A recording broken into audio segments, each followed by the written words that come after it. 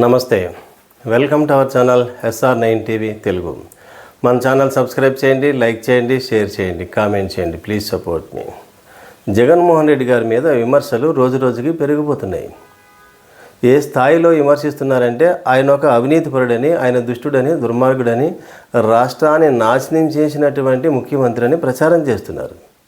అది నిజమా కాదా అని ప్రజలు తెలుసుకునేలాగా ఆ అసత్యమే ప్రచారంలోకి వెళ్ళిపోతుంది. అంటే ఒక విధంగా చెప్పాలంటే బురద తీసుకొచ్చి జగన్మోహన్ రెడ్డి గారి మీద వేస్తున్నారు, పూర్తిగా వేస్తున్నారు.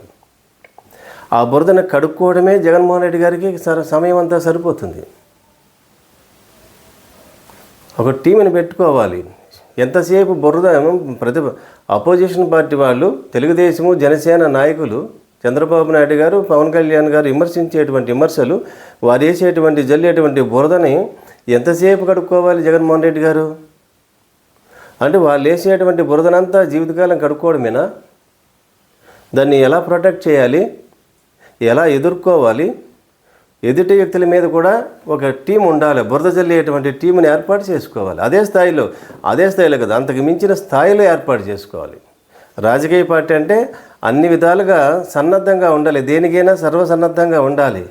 అటువంటి ఏర్పాట్లు ఖచ్చితంగా చేసుకుంటేనే వైఎస్ఆర్సీపీ పార్టీకి భవిష్యత్తు కనిపిస్తుంది.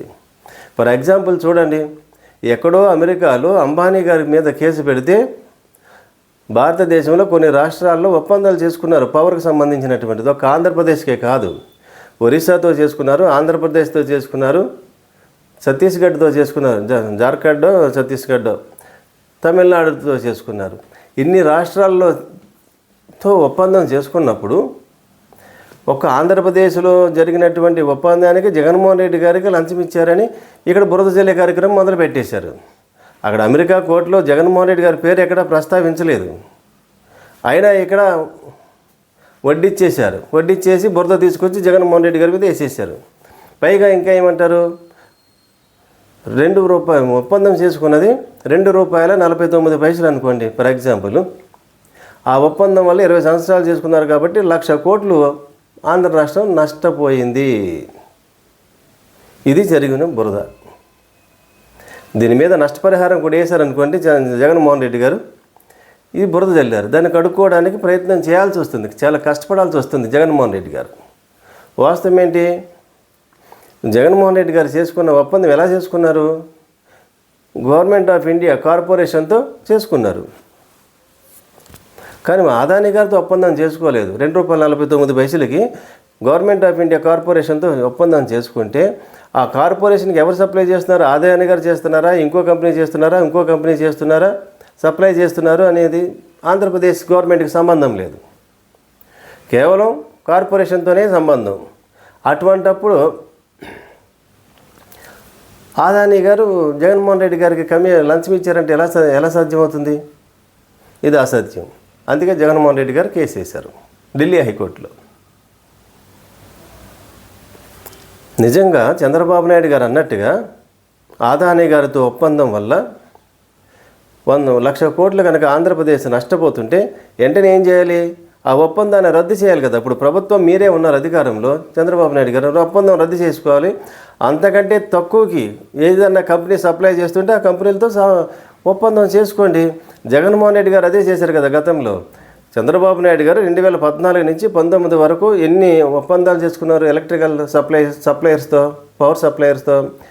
₹4 యూనిట్కి ₹4 పైగా, ₹6 పైన చేసుకున్నారని జగన్మోహన్ రెడ్డి గారు చెప్పారు. దానివల్ల ఆంధ్రప్రదేశ్ నష్టపోతుంది కాబట్టి వెంటనే ఒప్పందాలను రద్దు చేసుకున్నారు.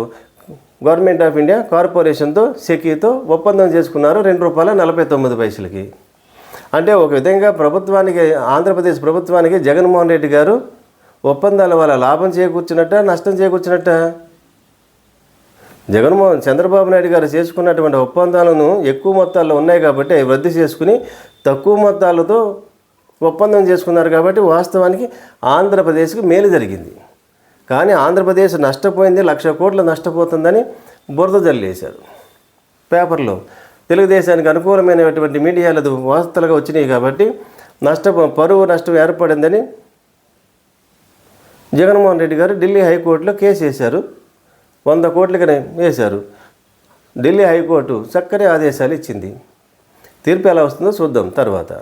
ఆ కోర్టు ఇచ్చినటువంటి ఆదేశాలకు భయపడి కొన్ని వార్తలు అయితే తాత్కాలికంగా ఆగినాయి.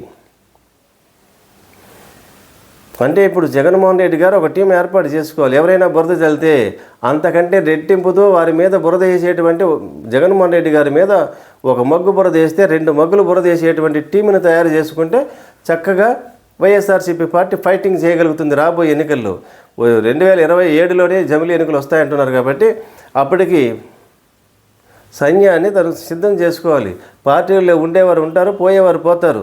అసలైన మీరంటే జగన్మోహన్ రెడ్డి గారు అంటే అభిమానం ఉన్నటువంటి నాయకులు ఎవరో వారే మిగులుతారు. వారితోనే ఫైట్ చేయండి. వారిని ఒక టీంకి ఏర్పాటు చేసుకోండి. మీ పార్టీ చక్కగా ఫైట్ చేస్తుంది. ప్రజల్లో అభిమానం ఉంది కాబట్టి, మొన్న కూడా మీకు 40% కంటే ఎక్కువ ఓట్లు శాతం వచ్చింది కాబట్టి మీ పార్టీకి అయితే భవిష్యత్తు ఉంది. వారి మీ మీద ఉన్న నమ్మకాన్ని నిలబెట్టుకోవాలంటే తగిన ఏర్పాట్లు మీరు చేసుకోవాలి. అలా చేసుకున్నప్పుడే మీ పార్టీ నిలబడుతుంది. మరిన్ని వార్తా విశ్లేషణలతో SR9 టీవీ తెలుగు.